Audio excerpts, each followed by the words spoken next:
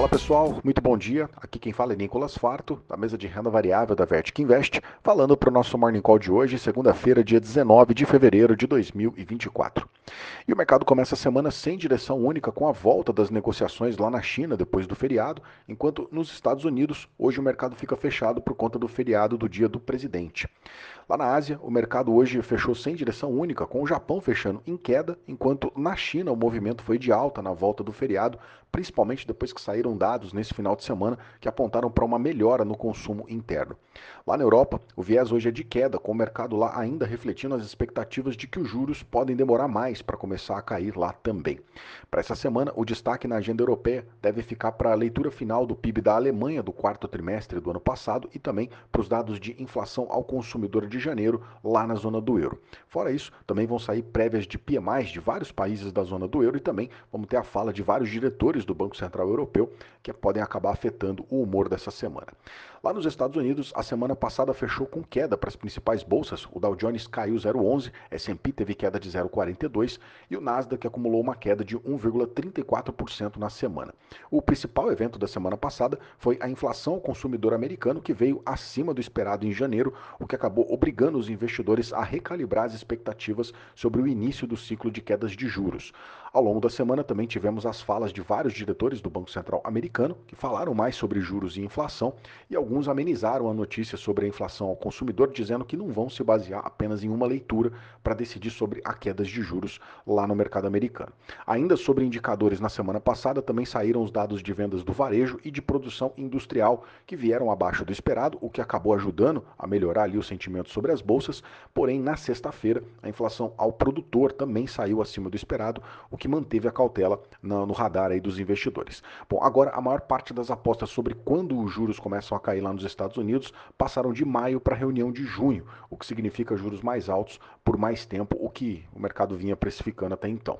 Na temporada de resultados, quase 400 empresas do S&P já reportaram seus números, com 78% delas superando as expectativas, o que mantém essa temporada como uma temporada positiva na performance das empresas americanas. Bom, para essa semana, o destaque de agenda deve ficar para a divulgação da ata da última reunião do FONC, que manteve os juros no patamar atual. Fora isso, quinta-feira também sai pedidos de seguro-desemprego semanal e sai as prévias de PMIs de manufatura e de serviços lá nos Estados Unidos. Vamos atualizar aqui os índices. O S&P futuro está subindo 0,12, Eurostock 600 está caindo 0,06, FTSE de Londres está subindo 0,04%.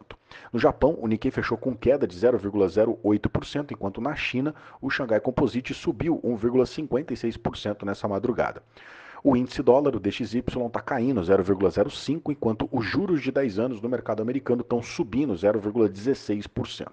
O petróleo está caindo agora pela manhã, o petróleo Brent está caindo 0,90 e está cotado a 82 dólares e 72 centavos o barril. O petróleo em queda hoje, principalmente refletindo aí a inflação ao produtor lá nos Estados Unidos, que veio acima do esperado, assim como a inflação ao consumidor, que mantém aí as chances de juros altos por mais tempo, o que deve impactar o lado da demanda pela commodity.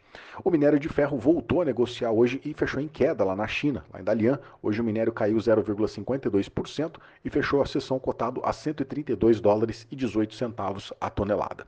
Aqui no Brasil, o Ibovespa semana passada teve uma semana mais curta por conta do carnaval, e acabou fechando com uma alta de 0,5% e terminou a semana aos 128.725 pontos. O dólar acumulou uma alta de 0,2% na semana passada e fechou cotado aos R$ 4,97. Na parte de indicadores, o único destaque que a gente teve foi o IGP-10, que caiu 0,65 no mês de fevereiro. Nas ações, o destaque ficou para o setor de petróleo e mineração. Na sexta-feira, a Vale subiu mais de 3% depois que o conselho da empresa adiou a decisão sobre a eventual troca do CEO da companhia. Segundo a reportagem da Reuters, o conselho da Vale está dividido entre renovar ou não o mandato do atual presidente executivo, o Eduardo Bartolomeu, principalmente depois que o governo Lula demonstrou insatisfação com o controle da Vale. Um outro destaque foi a Braskem, que subiu mais de 10% na sexta-feira, depois que saíram mais notícias sobre a possibilidade de venda da participação da Novo Honor, que é a antiga Odebrecht, no capital da Braskem. Destaque positivo também para Uzi Minas, que acumulou alta semanal de quase 9% semana passada, enquanto na queda o destaque ficou para a Zamp, que é a controladora da Burger King aqui no Brasil e que caiu quase 15% na semana, depois que o Goldman Sachs rebaixou a recomendação de neutro para venda nas ações da companhia. Bom, para a agenda dessa semana vai ficar um pouco mais fraca, o destaque hoje, nessa segunda-feira, fica com o IBCBR, que vai sair hoje, e na quinta-feira sai o balanço da Vale. Fora isso, lá em Brasília, devem continuar as discussões sobre a desoneração da folha de pagamento e no Congresso, a Comissão Mista de Orçamento deve discutir os vetos do presidente Lula nas emendas de comissão. Bem, esses são os destaques para hoje. Eu agradeço a sua companhia e te desejo um excelente dia. Um grande abraço, valeu e até amanhã.